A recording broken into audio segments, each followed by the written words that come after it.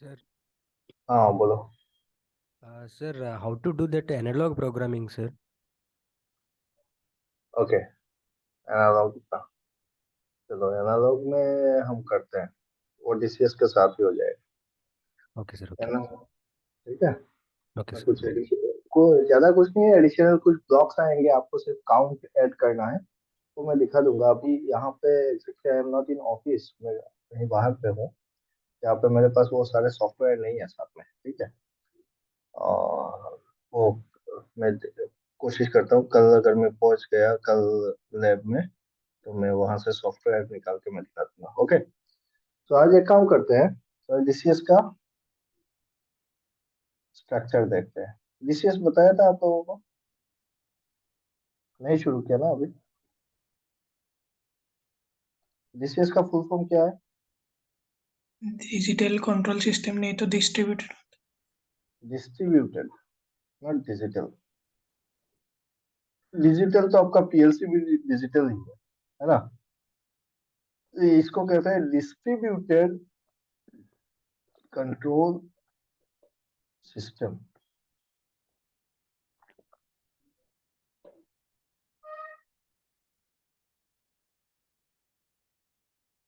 DCS में और PLC में क्या डिफरेंस है, ये एक सवाल है जो बहुत सारे इंटरव्यू में भी करता है, कहीं पे भी जाओ तो लोग पूछता है, भाई बताओ पीएलसी और डीसीएस में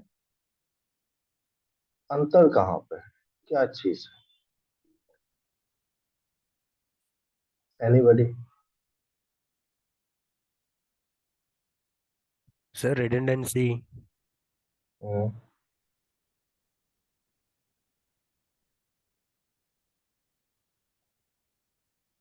रिडंडेंसी पे होता है, एक्चुअल फैक्ट कहाँ पे है? डीसीएस एक कंट्रोल सिस्टम है, डिस्ट्रीब्यूटेड कंट्रोल सिस्टम में बोल रहा हूँ, ठीक है। पीएलसी क्या है? पीएलसी एक कंट्रोलर है। पीएलसी सिर्फ एक कंट्रोलर है, छोटा सा कंट्रोलर। अब ये पीएलसी जो है ना, ये पीएलसी जब शुरुआती दौर पे देखो, शुरुआती दौर पे पहले डिजिटल कंट्रोल के नाम से आया, मॉडिकॉन, मॉड्यूलर डिजिटल कंट्रोल बोले हमने इसको। फिर पैक, ये सारी ऑटोमेशन की चीजें आई। And then finally Allen Bradley लेके आया एसएलसी 500 और पीएलसी। तो पीएलसी जब आया मार्केट पे, तो पीएलसी एक छोटा सा डब्बा हुआ करता जिसमें input number of iOS fixed होते थे। जो आज के डेट पे कॉम्पैक्ट पीएलसी है ना, उस टाइप से इसका सारा का सारा आईओस क्या होता था, फिक्स्ड होता था। और जिसके चलते इसको पीएलसी, प्रोग्रामेबल लॉजिक कंट्रोलर का लिमिटेशन। लिमिटेशन क्या है? ये मेनली आपका कोई एक ही सीपीयू है, तो एक प्रोसेस को जब कंट्रोल कर रहे हैं ना, तो इसमें क्या होता है कि कुछ भी अगर इस पीएलसी में फॉल्ट हुआ, तो उसके चलते आपका पूरा का पूरा जो प्रोसेस है, total entire process got hampered. पकड़ लो, आपको तब तक डिफाइन समझ में नहीं आएगा जब तक आपको प्रोसेस का नॉलेज नहीं। जैसे कि पकड़ लो, मैं अगर बात करता हूँ एफएमसीजी कंपनीज की। एफएमसीजी मतलब का क्या होता है? FMCG Fast moving consumer goods. Fast moving consumer goods. जो भी हम लोग साबुन तेल जो भी यूज करते हैं ना, वो मच्छर भगाने वाला गुड नाइट से शुरू करके शैम्पू से शुरू करके everything everything is FMCG company. अब इसमें क्या होता है, इसमें दो चीजें देखो। एक तो हो गया आपका प्रोडक्शन, जहाँ पे सामान बन रहा है। दूसरा है, इसमें क्या चाहिए आपको? पैकेजिंग, कि सामान बन के आया और फिर पैकेज हो रहा है ना? पकड़ लो, आपका कोक बन रहा है, कोको कोला बना रहे हो, फिर उसका फिर से आपको बॉटलिंग प्लांट चाहिए जहाँ पे आप पैकिंग कर रहे हो। आप कोई भी एक साबुन बना रहे हो, तो बनाने का प्रोसेस अलग, यहाँ पे बन रहा है, वो मैन्युफैक्चरिंग इंडस्ट्री हो गया। यहाँ पे पूरा का पूरा रॉ मटेरियल जाएगा, रॉ मटेरियल से पहले क्या है, रॉ मटेरियल आएगा, वो सारे रॉ मटेरियल मिला के उसको प्रोपोर्शनली मिलाएंगे, इस पे टेम्परेचर का अप्लाई करेंगे, इसमें प्रेशर का अप्लाई करेंगे, कुछ प्रोसेस करेंगे, एंड देन आपका फाइनल आउटपुट निकल के आएगा कोई भी साबुन तेल। अभी वो साबुन तेल वो जो आया वो तो बड़ा बड़ा बन के आ गया, फिर उसको उसका कटिंग करना है, छोटा छोटा पीसेस पे आपको कटिंग करना है, फिर उसको लेके जाना है और फिर इस पे रेपिंग करना है, फिर उसका कुछ नंबर वगैरह देना है, जो भी देना है वो सारे प्रिंटिंग वगैरह होने के बाद इसको फिर पैकेजिंग पे डालना है, वहां से पैकेज होगा और फिर वो निकल के चला जाएगा। तो हर एक स्टेप पे बहुत सारे अलग अलग काम होंगे, है ना। अब पकड़ लो मैंने एक ही पीएलसी लगाया और उसी पीएलसी से रॉ मटेरियल हैंडल हो रहा है, उसी पीएलसी से आके मेरा प्रोसेस भी हैंडल हो रहा है, उसी से यहाँ पे कन्वेयर बेल्ट भी चल रहा है, उसी से आपका पैकेजिंग पे यूनिट भी चल रहा है, वो सारा अगर एक पीएलसी ही हैंडल करेगा, और अगर ये पीएलसी किसी कारण से खराब होता है तो आपका पूरा का पूरा सारा यूनिट क्या हो गया, बंद हो गया, है ना। All process has been stop. Similarly ये हो रहा एफएमसीजी कंपनी का बात। एफएमसीजी में क्या है, अलग अलग छोटे छोटे यूनिट्स देखने को मिलता है। पकड़ लो आपका ये जो साबुन का जो पैकिंग हो रहा है उसी का दो यूनिट लगा हुआ है, दो दो कन्वेयर बेल्ट लगे हुए हैं, दो दो यूनिट लगाए हो आप, है ना। और दो दो मशीन चल रहा है साइमल्टेनियसली। अब दोनों मशीन आपने क्या किया, एक ही पीएलसी से कनेक्ट करके रखा हुआ है, इसको भी इसको भी। अगर पीएलसी खराब हुआ, एक पीएलसी में कुछ गड़बड़ हुआ, तो दोनों मशीन आपका बंद हो गए। तो हम क्या करते हैं कि इंडस्ट्री में जब इस टाइप का कुछ एक काम हो रहा है जहाँ पे दोनों चीज अलग अलग कर सकते हैं हम लोग, तो वहां पे बेटर है ना कि मैं अगर अलग अलग पीएलसी यूज करूँ, इसके लिए अलग पीएलसी लगा दिया तो ये चल रहा है, इसके लिए छोटा एक तो पीएलसी लगा दिया तो ये चल रहा है। तो अलग अलग मशीन है, अलग अलग चलाओ, है ना। छोटा छोटा पीएलसी लगाए भाई, इसमें एक छोटा पीएलसी, इसमें एक छोटा पीएलसी, क्योंकि they are not dependent on each other, they are totally independent machines. तो छोटा पीएलसी से मेरा काम बन जाता है। मैं अगर अलग अलग लगाता हूँ उसमें मेरा फायदा क्या है, फायदा ये है कि अगर मेरा एक पीएलसी कभी खराब होता है तो एक यूनिट बंद होगा, मेरा दूसरा चलता रहेगा। बट नुकसान ये है कि इन सबको हैंडल करने के लिए अलग अलग जगह पे जाना पड़ रहा है। समझ में आ रहा है। अब पकड़ लो आप बड़ा कुछ प्रोसेस का बात करते हैं। लार्ज प्रोसेस, बड़ा प्रोसेस मतलब प्रोसेस इंडस्ट्री जैसे कि power plant. Thermal power plant is one of the complex process. Complex process क्यों, इसमें देखो आपको सबसे इंपॉर्टेंट जो पार्ट होगा थर्मल पावर प्लांट का वो होगा आपका बॉयलर। दूसरा स्टीम टरबाइन, टरबाइन रहेगा। तीसरा ऑल्टरनेटर रहेगा, है ना। अब एक पावर प्लांट को अगर मेरे को चलाना है तो पावर प्लांट के लिए मुझको बॉयलर को चलाना है, टरबाइन को चलाना है, ऑल्टरनेटर को चलाना है ना। तो ऑल्टरनेटर तो इसके साथ ही चलता रहेगा, इसको अलग से चलाने का कोई मतलब नहीं बनता है। तो बॉयलर को चलाना है। अब बॉयलर को पकड़ते हैं, सिर्फ बॉयलर को पकड़ो।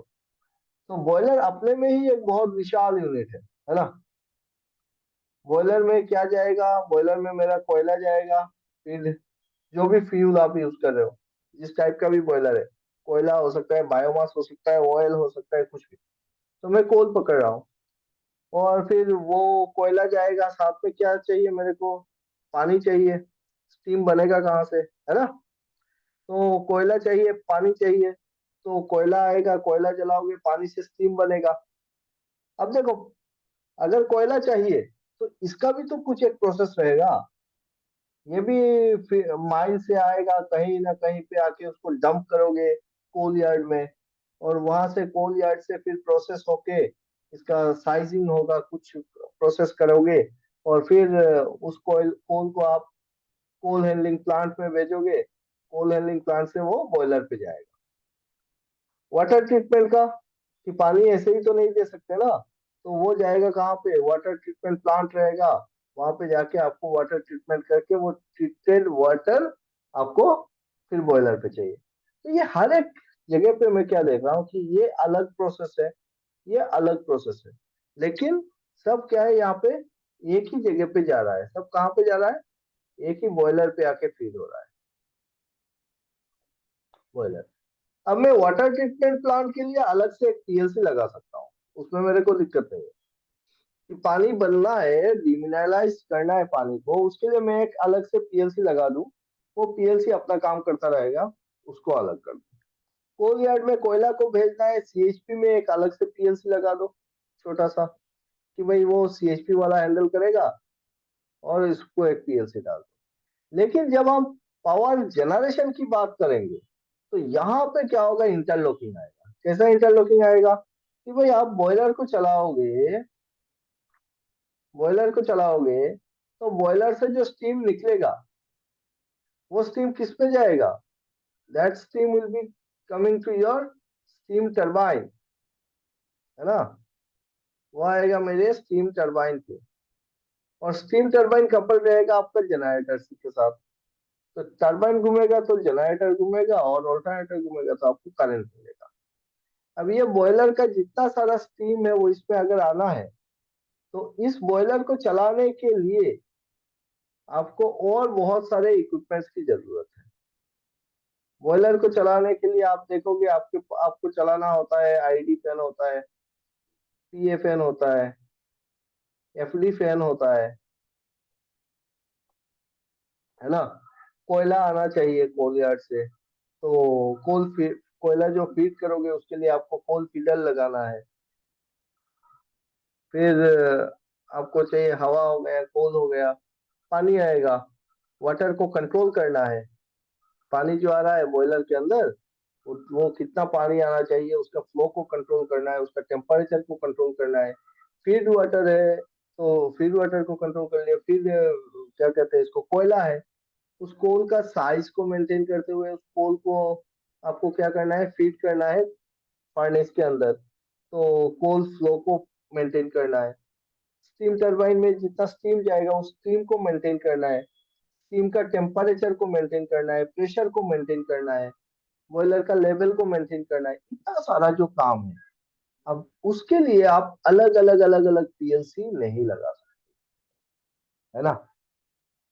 और अगर मैं एक पर्टिकुलर पीएलसी से ये सारा काम कर रहा हूं, और अगर वो पीएलसी खराब होता है, तो मेरा सारा का सारा सारा यूनिट क्या हो गया, ठप हो गया।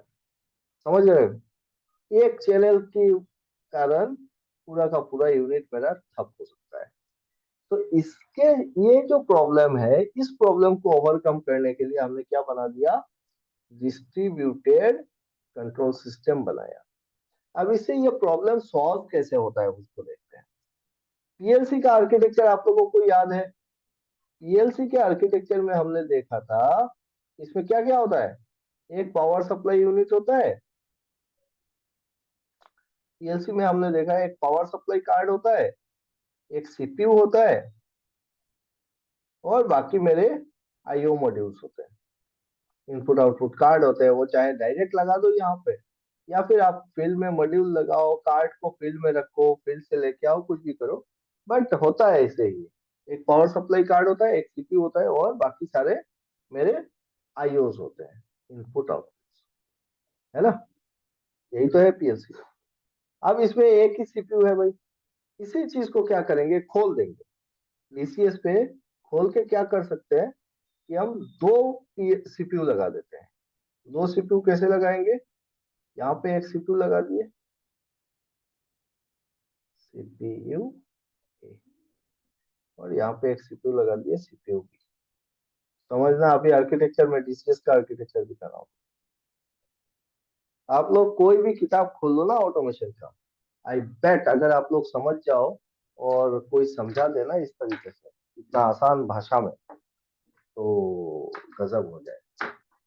ये कोई भी ऑटोमेशन का किताब खोलो, इस लैंग्वेज पे लिखा होगा चीजें, इतना टफ वर्ड्स वो यूज करेंगे कि आपको लगेगा ये विशाल कुछ अलग सा, मतलब अलग वर्ल्ड है, एलियन टाइप लगेगा आपको, बट उतना कुछ है नहीं असल में।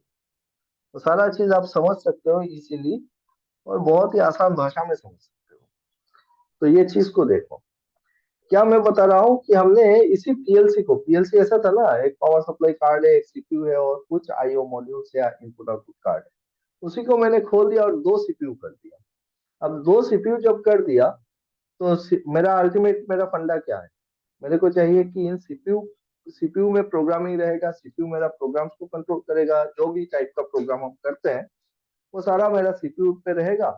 और अल्टीमेटली मेरे को कंट्रोल करना है फील्ड डिवाइसेस, तो मैं यहाँ पे मैं बना देता हूँ अपना फील्ड। तो ये रहा मेरा फील्ड। फील्ड, अब फील्ड पे क्या है भाई, फील्ड पे मेरे सारे इक्विपमेंट्स है। सारे इक्विपमेंट्स बोलने से मेरे जितने सारे आपके क्या कहते हैं इसको, कंट्रोल वाल्व्स है, सारे कंट्रोल वाल्व है, आपके टेम्परेचर एलिमेंट्स है, आपके सोलेनॉइड वाल्व्स है ना, यही सारे तो इक्विपमेंट्स है मेरे। आपका मोटर है, ये सारे इक्विपमेंट कहाँ पे लगे हुए हैं, फील्ड पे लगे हुए हैं। अब मेरे को चाहिए कि इस फील्ड डिवाइसेस से मेरे को इनपुट चाहिए, और उस इनपुट के बेस पे मुझको चाहिए आउटपुट, है ना। इनपुट के बेस पे मेरे को आउटपुट चाहिए कुछ भी। तो यहाँ पे फैन है, फैन लगा हुआ है, यहाँ पे पंप है, पंप लगा हुआ है, यहाँ पे आपके इंस्ट्रूमेंट्स लगे हुए हैं, वो सारे आपके फील्ड पे लगे हुए हैं। इन दोनों के बीच पे हम क्या लगाएंगे, हम लगाएंगे मास्टरिंग कैबिनेट, क्योंकि अभी मुझको large number of iOS handle करने हैं। एक दो इनपुट तो है नहीं, मिनिमम 500 इनपुट्स होंगे, 700 इनपुट्स होंगे, 1000 इनपुट्स होंगे। तो उसके लिए मैं क्या करूंगा, मैं एक मार्शलिंग कैबिनेट यहाँ पे बना देता हूँ। मार्शलिंग कैबिनेट क्या है, इसमें रहेगा मेरे सारे कार्ड्स, जितना भी आईओस है उसका कार्ड मैं यहाँ पे लगाऊंगा, अलग अलग कार्ड। मतलब पहले पीएलसी में यहीं पे था मेरा कार्ड, इन सारे कार्ड्स को मैं खोल के अलग कर दे रहा हूँ, सबका अलग अलग कर दिया। अब पकड़ लो, ये मेरा डिजिटल इनपुट का रैक बना दिया है, एक मैंने डिजिटल आउटपुट का बना दिया, एक एनालॉग इनपुट का बना दिया, एक एनालॉग आउटपुट का कार्ड रैक बना दिया। तो इन कार्ड्स में ना, इन कार्ड्स में हम ये फील्ड डिवाइस जो है उसको हम डायरेक्टली पकड़ लो, ये मेरा एक थर्मोकपल है या फिर आरटीडी है। तो आरटीडी है, थर्मोकपल है, तो उससे क्या करेंगे, जो वायर कनेक्टेड होगा, that will be digital input, क्योंकि ये टेम्परेचर एलिमेंट है, ये टेम्परेचर को सेंस करेगा, तो ये इनपुट ही देगा, ये आउटपुट तो हो नहीं सकता है। आरटीडी थर्मोकपल है ना। फिर उस टेम्परेचर के बेस पे पकड़ लो, मेरे मेरे को ये वाला सोलेनॉइड वाल्व खोलना है, कि टेम्परेचर इतना होगा तो सोलेनॉइड वाल्व खुलेगा, पानी जाएगा, ऐसा कुछ है। तो एसओबी अगर खोलना है तो वो एक डिजिटल आउटपुट होगा, तो मैं डिजिटल आउटपुट कार्ड के साथ इसको लगा दूंगा। एनालॉग इनपुट चाहिए तो एनालॉग इनपुट कार्ड पे जाएगा, है ना। इस तरीके से कार्ड कहाँ पे रख दिया हमने, मार्शलिंग कैबिनेट पे, इसको बोलते हैं मार्शलिंग कैबिनेट।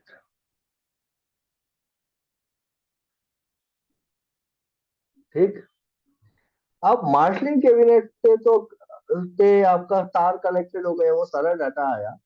यहाँ पे ना आप कार्ड को से आप डिजिटल कन्वर्ट कर भी सकते हो मॉड्यूल्स में, या फिर आप और एक सेक्शन लगा सकते हो यहाँ पे।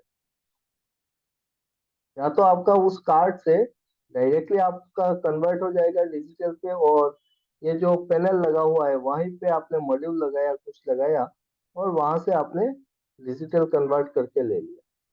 तो ये सीपीयू और ये जो रैक है, पकड़ लो मैं रैक बना देता हूँ, और बेटर रहेगा, बढ़िया सा डिजाइन हो जाएगा डिश।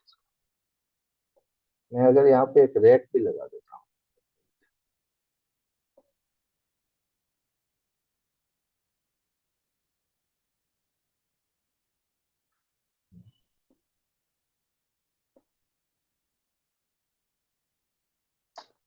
4 बैटरी, चलो ठीक है कोई नहीं। यहाँ पे हमने रैक लगा दिया,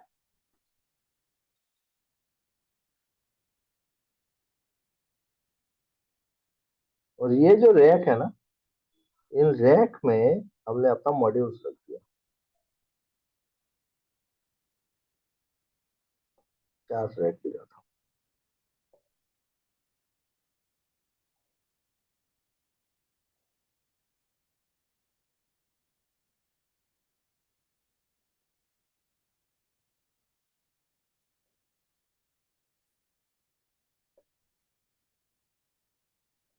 अगर ये सारे रैक,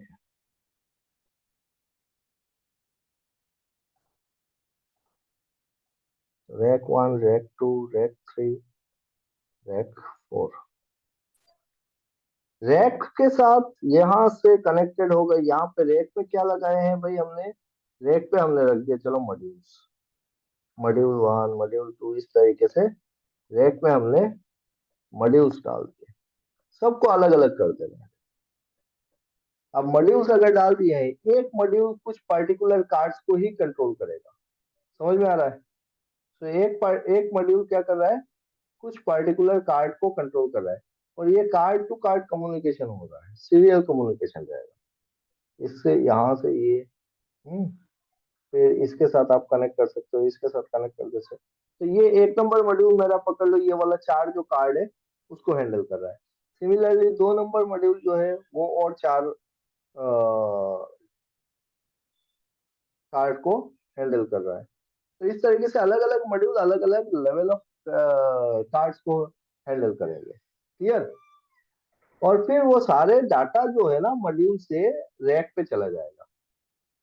रैक के पीछे से हम क्या करेंगे, यहाँ पे लगा देंगे सीपीयू के साथ कम्युनिकेट करने के लिए स्विच,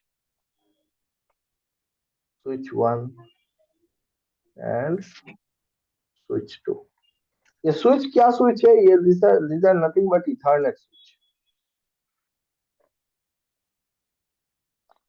इथरनेट स्विच लगा दिया। अब देखो सीपीयू से क्या करेंगे, सीपीयू से हम लेंगे एक तार सीपीयू ए से और इस स्विच में कनेक्ट कर, है ना?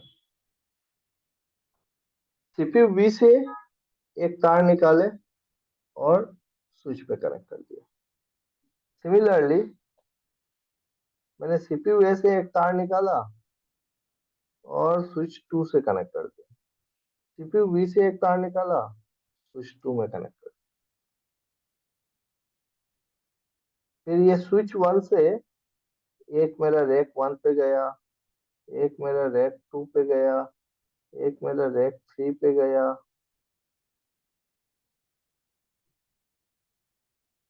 और एक मेरा मतलब रैक 4 में गया।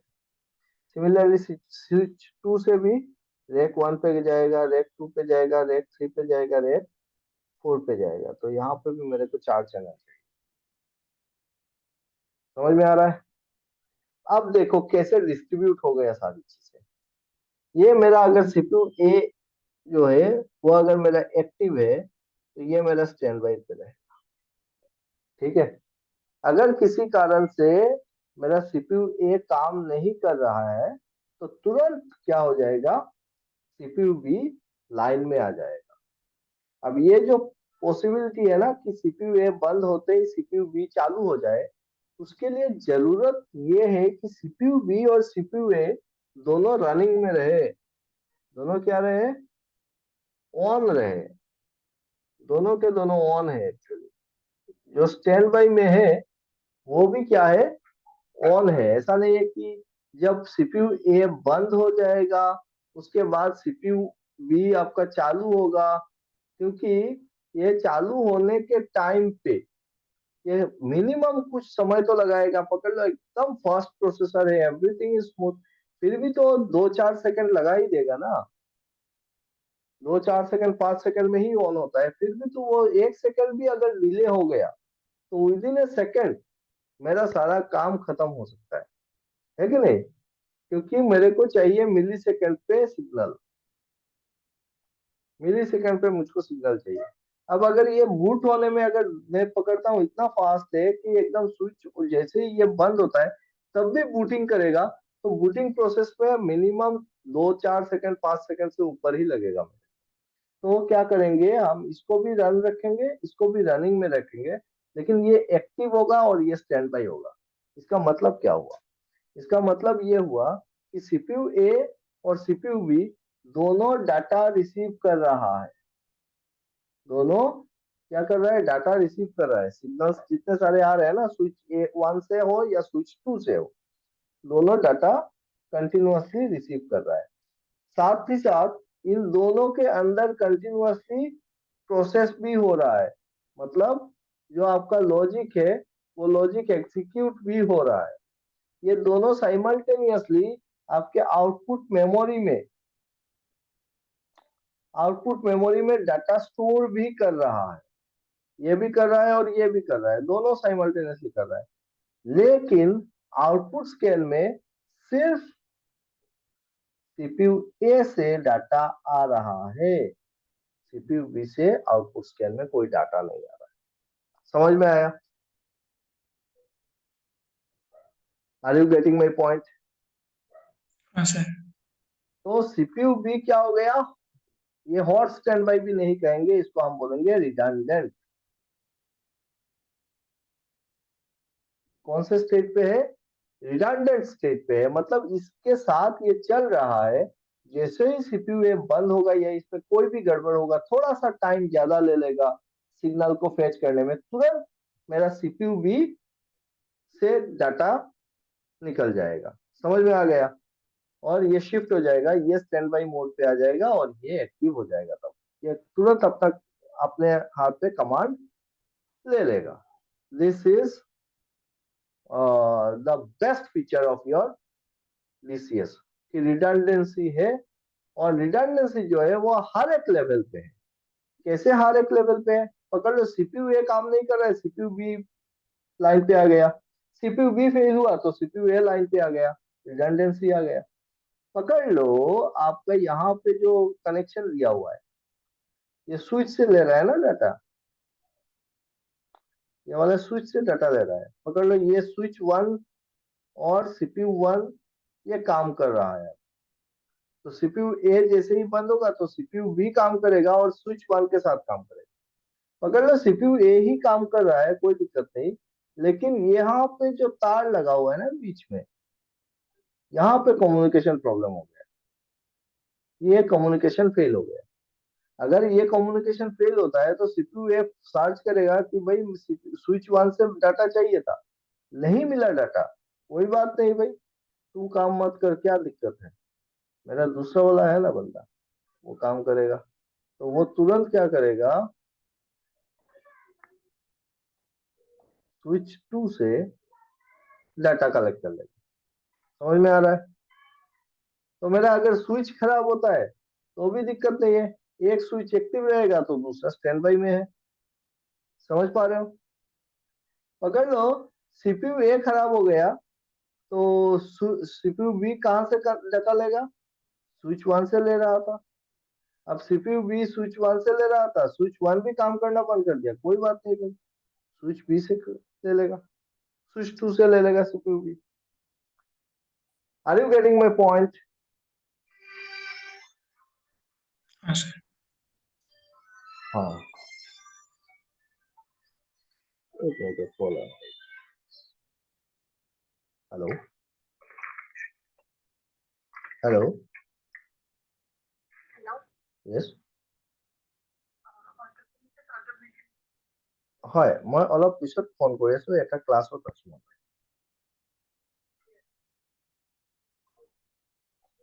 सो देखो यहाँ पे, तो स्विच लेवल पे आपका रिडंडेंसी मिल गया, सीपीयू लेवल पे रिडंडेंसी मिल गया।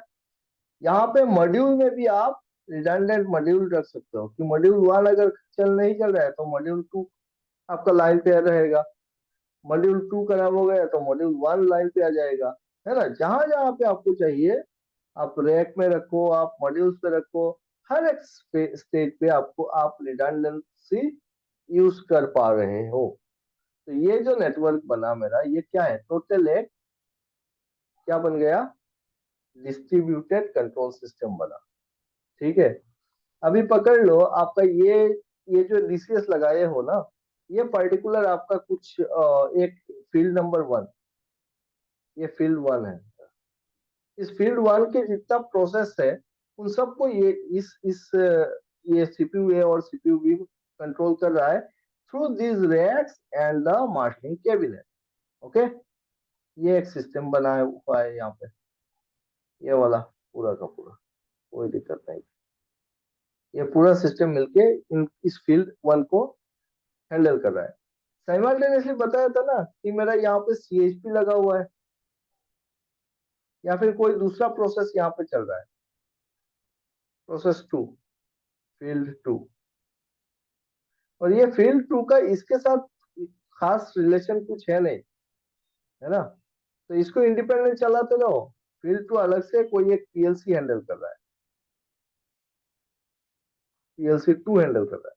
अब मुझको क्या चाहिए, मेरा जो ऑपरेटर होगा वो ऑपरेटर यहाँ पे कहीं पे बैठ के कंट्रोल रूम पे चला रहा है, इसको बोलेंगे हम लोग ऑपरेटिंग स्टेशन। जहां से बैठ के ऑपरेटर देखता रहता है ना पूरा प्रोसेस को, उसको बोलते हैं ऑपरेटिंग स्टेशन। तो ये ऑपरेटिंग स्टेशन में बैठ के ये पीएलसी का सारा डाटा चेक कर रहा है और साइमल्टेनियसली वो कमांड भी दे रहा है बैठ के कि भाई ये वाला मोटर खोल दो, वो वाला खोल दो। अब मेरे को चाहिए कि ये जो ऑपरेटिंग स्टेशन में जो इंजीनियर बैठा हुआ है, ये बंदा ना इस पीएलसी 2 से जो ऑपरेशन चल रहा है यहाँ पे प्रोसेस पे, उसको भी कंट्रोल करे, या फिर उसको सिर्फ देखे, उसको कंट्रोल नहीं करना है। इसका कुछ पैरामीटर यहाँ पे इसके जो डेस्कटॉप है, इसका जो स्क्रीन है, उस स्क्रीन में विजुअलाइजेशन चाहिए, सिर्फ डाटा को रीड करना है। तो इस पीएलसी से डाटा में आराम से इसके साथ कनेक्ट कर सकता हूँ। ये सीपीयू है ना, यहाँ पे मैं ऑप्शंस जिसके through I can connect number of पीएलसीज, number of पीएलसीज with DCS system. अलग अलग ब्रांड के पीएलसी हो सकते हैं, पकड़ लो ये एलन ब्रैडली का पीएलसी है, ये एक सीमेंस का है, सीमेंस का है सिस्टम, सीमेंस का क्या कहते हैं इसको, साइमन सीमेंस का है, या फिर S7 पीएलसी लगा हुआ है सीमेंस का, एक ओमरॉन का पीएलसी लगा हुआ है, एक कोई भी चिंग चांग पाओ चाइनीज पीएलसी लगा हुआ है। तो इन सारे पीएलसी से ना मैं डाटा कलेक्ट कर सकता हूँ एक सेंट्रल कंट्रोल सिस्टम पे। There are so many options. तो इससे क्या होगा, अगर मेरा ये वाला पीएलसी खराब हुआ तो बस ये जो फील्ड को कंट्रोल कर रहा था, छोटा सा कुछ एक फील्ड को कंट्रोल कर रहा था, पकड़ लो एक कन्वेयर बेल्ट को कन्वेयर कंट्रोल कर रहा था, दो चार मोटर को कंट्रोल कर रहा था, जो इतना मेरे लिए खास नहीं है। इसके इसके बंद होने से मेरा मेन जो फील्ड है कि यहाँ पे मेरा बॉयलर चल रहा है, टरबाइन चल रहा है और ऑल्टरनेटर चल रहा है, वो बंद नहीं होना चाहिए। कि पकड़ लो ये सीएचपी है, कोल हैंडलिंग, सीएचपी मतलब क्या है, कोल हैंडलिंग प्लांट। तो कोल हैंडलिंग प्लांट का पीएलसी खराब हो गया या फिर इसका प्रोसेस में कुछ गड़बड़ आया, कुछ भी फॉल्ट आया यहाँ पे, उसके चलते क्या मेरा बॉयलर बंद हो जाना चाहिए? बॉयलर टरबाइन तो बंद नहीं होना चाहिए, क्योंकि ये जो कोयला भेज रहा था वो कोयला डेफिनेटली यहाँ पे मैंने बंकर में स्टोर करके रखा हुआ है, जो और 4-5 घंटा चला देगा। अगर मेरा सीएचपी नहीं चला तब भी हो सकता है कि 8 घंटा मेरा आराम से चल जाए। तो उस 8 घंटा तो मेरा प्लांट चल ही सकता था, मैं क्यों इसके चलते इसको बंद करूं? समझ रहे हो? तो पीएलसी ये कट जाएगा, कोई दिक्कत नहीं है, तब तक इसी को रिपेयर करते हैं, ये प्रोसेस चलता रहेगा। सिमिलरली ये अगर कट गया कोई दिक्कत नहीं, इसको आउट कर दो, मेरा प्रोसेस चलता रहेगा। तो this is why we call it distributed control system, कि इसको हमने डिस्ट्रीब्यूट कर दिया है, हर एक काम को अलग अलग अलग अलग पीएलसी के अंडर में दे दिया, अलग कंट्रोलर के अंडर में दे दिया, और फिर वो सब को सेंट्रलाइज करके एक जगह पे लेके जाके एक ही सीपीयू से और एक ऑपरेटिंग स्टेशन से कंट्रोल कर पा रहे हैं। Are you getting my point?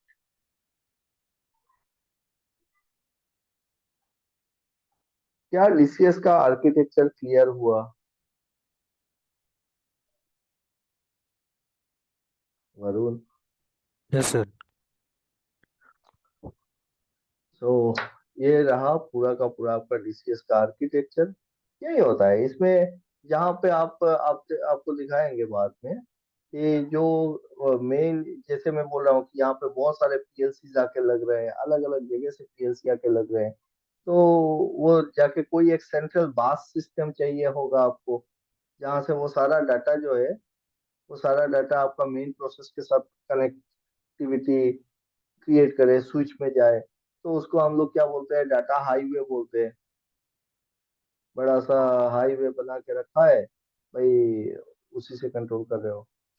कभी कभी आप जाओगे किसी ऑयल फील्ड में जाते हो, रिफाइनरीज में जाते हो, है ना?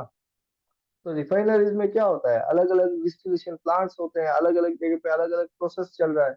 तो कहीं पे नेफ्थलीन बन रहा है, कहीं पे केरोसिन हो रहा है, कहीं पे आपका कुछ गैसोलीन निकल रहा है, कहीं पे पेट्रोल निकाल रहा है, कहीं पे डीजल निकाल रहा है।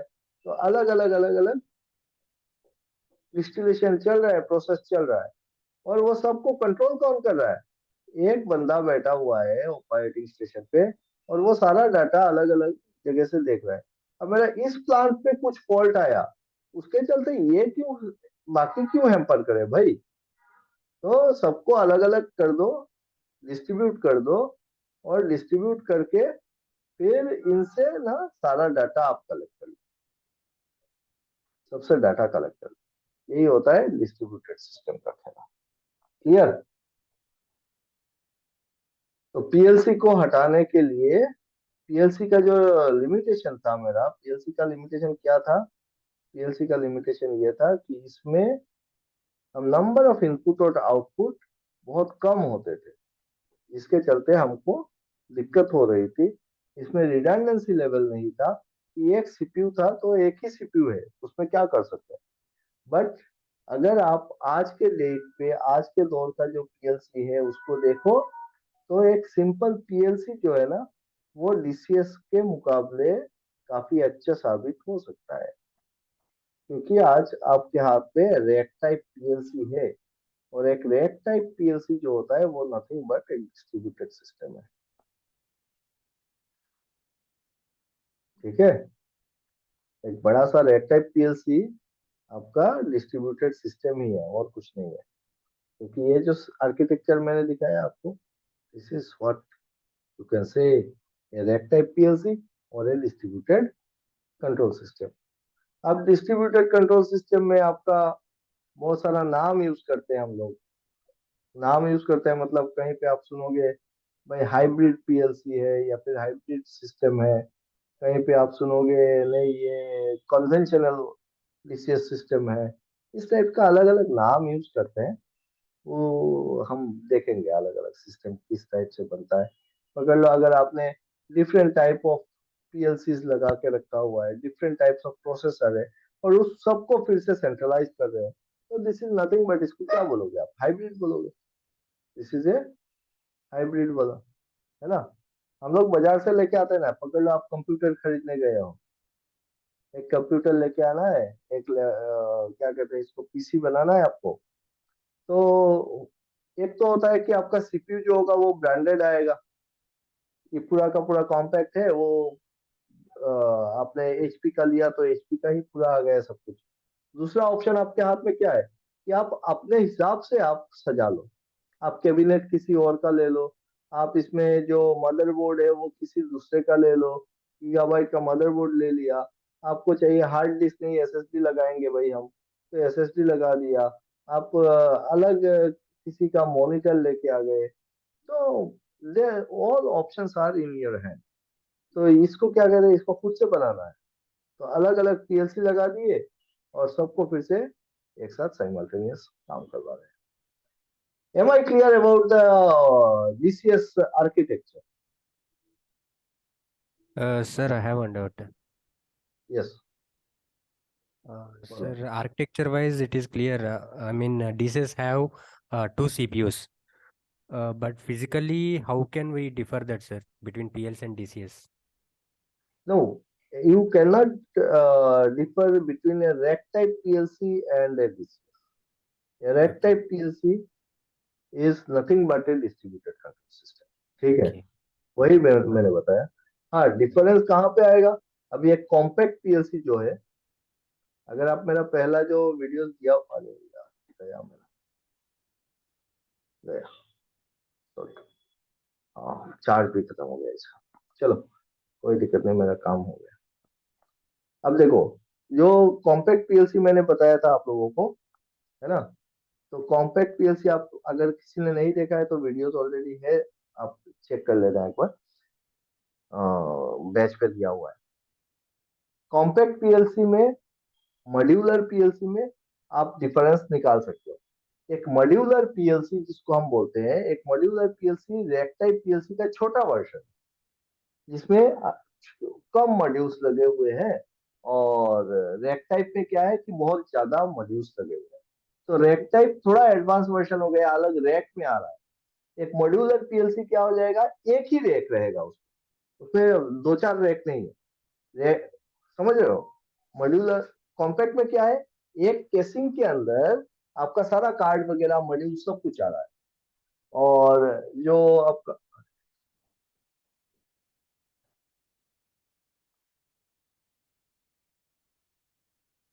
फोन तो हो जाएगा, हाँ, चलो ठीक। मैं क्या बोल रहा हूँ,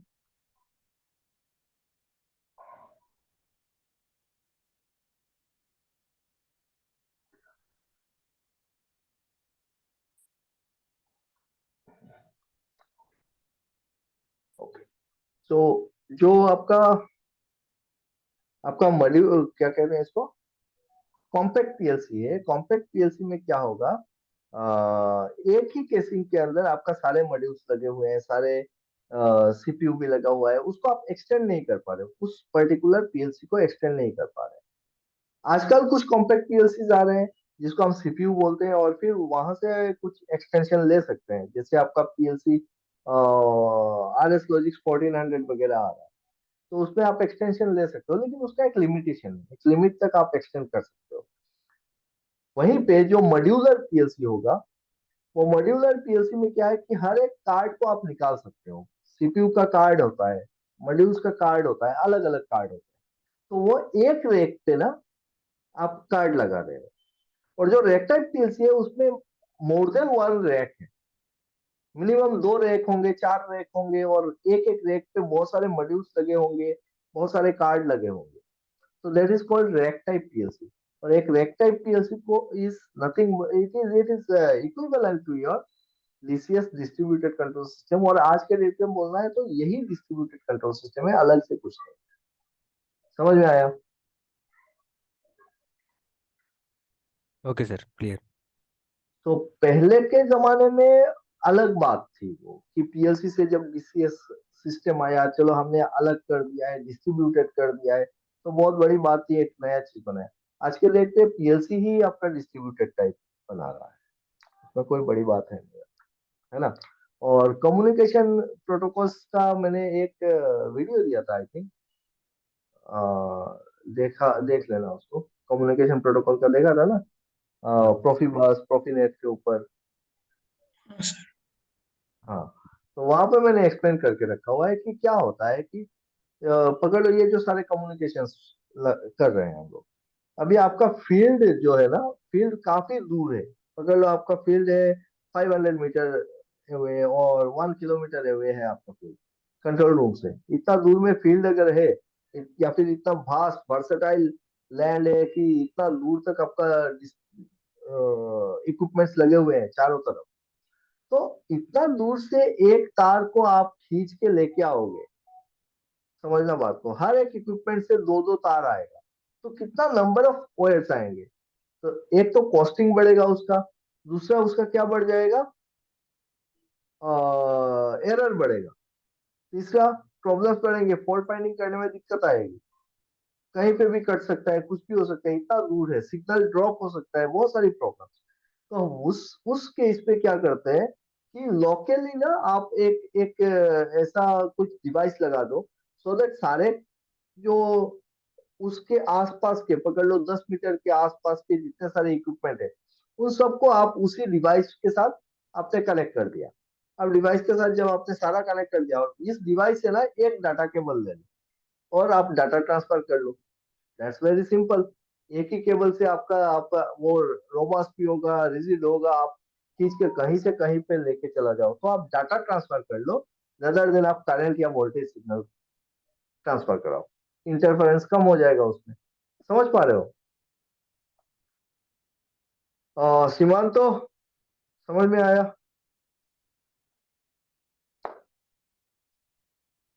है कि नहीं? देखो, हाँ सर, हाँ हाँ। ओके। और ये तो कौन है? वाइद्य ज्योति पछानी है। तो वाइद्य आज पहली बार ज्वाइन किया ना? Today is your first class I think. Are you there?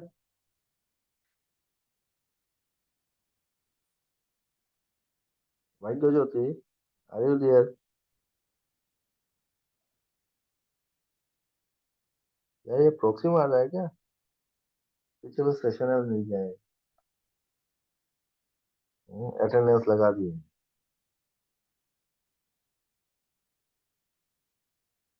हाँ, चलो ठीक है, आज के लिए यहाँ पे समाप्त करता हूँ। कल हम लोग बाकी डीसीएस का वो सॉफ्टवेयर देखेंगे, उसका फिर डीसीएस में जब हम प्रोग्रामिंग करते हैं तो कौन सा लैंग्वेज यूज करते हैं mainly? MPD. Functional block diagram, ठीक है। उसका कैसे प्रोग्रामिंग वगैरह करना है, वो सारा चीज हम कल देखते हैं। कल मैं hopefully I will be able in my lab. तो ऑफिस में होने से, लैब में होने से, वहाँ पूरा सिस्टम है ना, वहां से दिखा दूंगा। ओके, तो आज के लिए tata bye bye, good night. Net